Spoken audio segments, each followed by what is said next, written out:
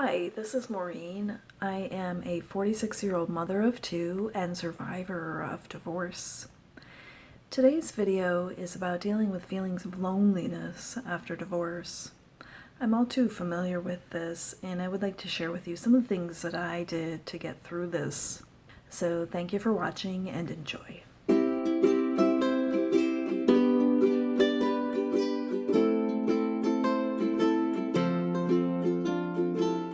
So one of the first things that I did to deal with the loneliness that resulted from the absence of the things that I'd known in my life for so long was to just cry it out. And when I would drop my kids off, it was so overwhelming to me that I would just sit in my car and cry. And I don't just mean like a few tears rolling down my cheeks. I mean like I would wail. Like I wouldn't want anyone else to hear it. But that was really intense for me. And I think that just getting those feelings out really helped me to kind of deal with the intensity of this feeling and the loneliness of not having my children there with me all the time like they used to be.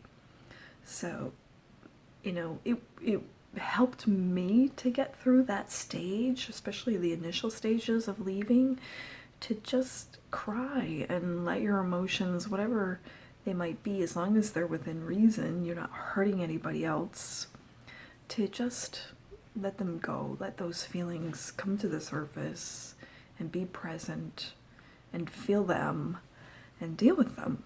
One of the other things that I did was to listen to music and watch movies and to just divert my attention to something else.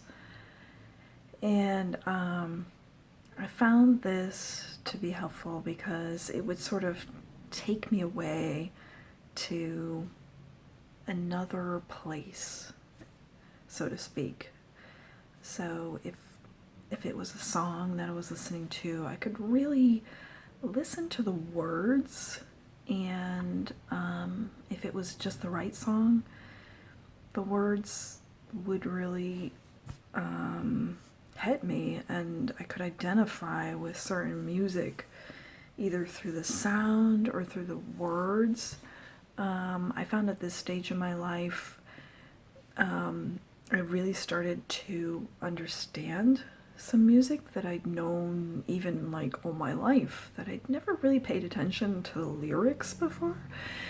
But at this point, I understood them because I've actually experienced some of these things, and I think that it helps to identify with other people, even through this medium, through music, that, you know, you get the sense that you're not alone. You're lonely, but there are other people that have experienced this too.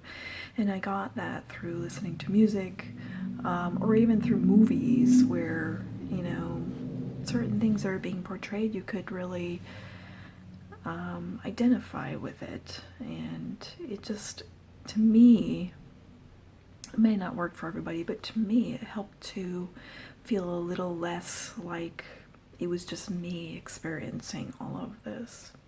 Okay, so the next thing that I did was to go for walks and to exercise.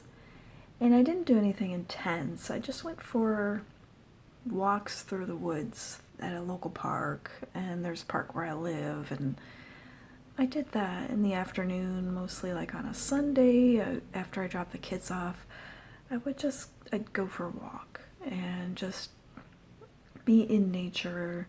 And I say this a lot in my videos, just go out and be in nature, because there's nothing more relieving than getting in touch with Mother Earth, because it gives you this sense of not being alone. And I would also exercise, so if you're able to go to a gym, do that and, work up a sweat. Really just exert some energy, because that will take your focus off of what's going on in here, and you'll be focused on what your body's doing instead. So what I did was to do yoga. I found this very helpful because it's about the mind and the body and the soul, and it's really very helpful spiritually and physically. So I found yoga to be extremely helpful, and I recommend it for anyone if you're able to do this. So the next thing that I did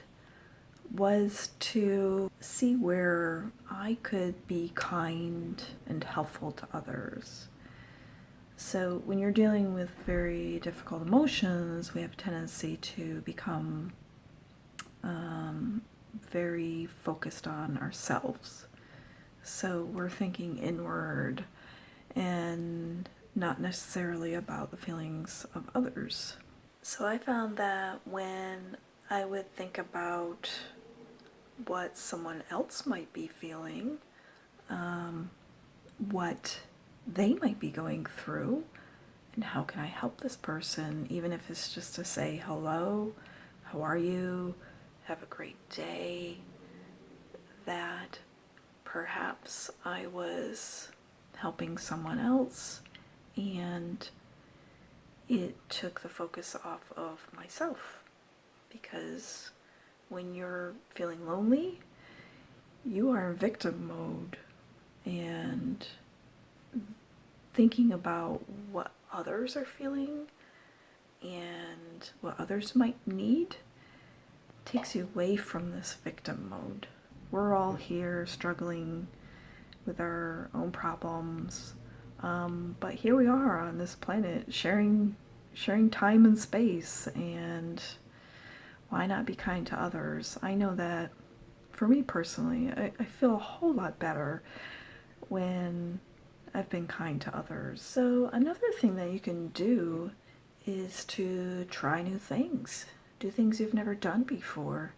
After divorce, I tried going to restaurants alone and doing things alone that I'd never done alone before.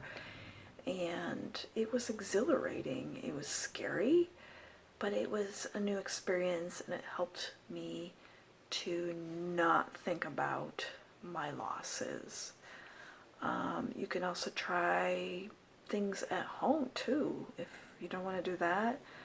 I was never a cook, so I started learning how to cook, and I would look up recipes online, and then I would go to the store, and I'd spend an afternoon, in the grocery store looking for all the ingredients, or go shopping, go bargain shopping, because if you're single, you're on a strict budget probably, so go bargain shopping.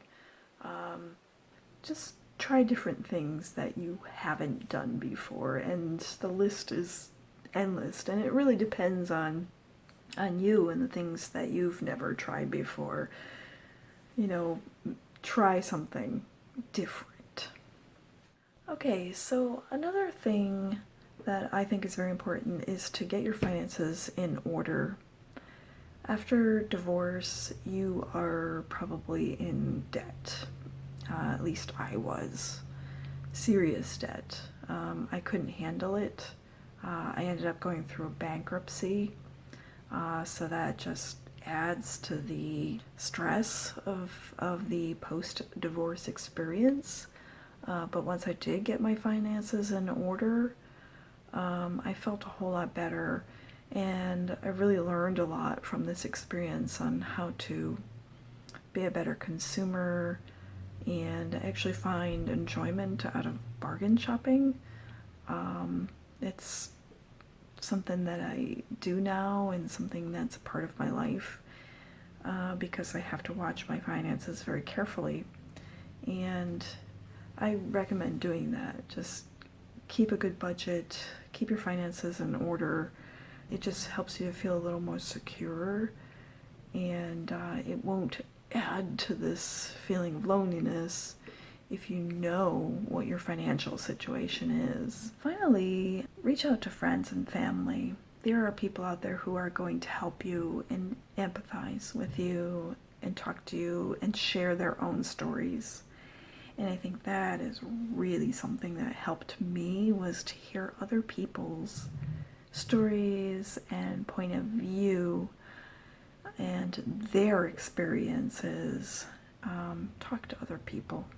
It's really important to stay connected and don't isolate yourself, because if you're talking to people on the phone or connecting with them through social media, that can be helpful. A lot of times people say, well, don't go on Facebook, or, some of the social media sites.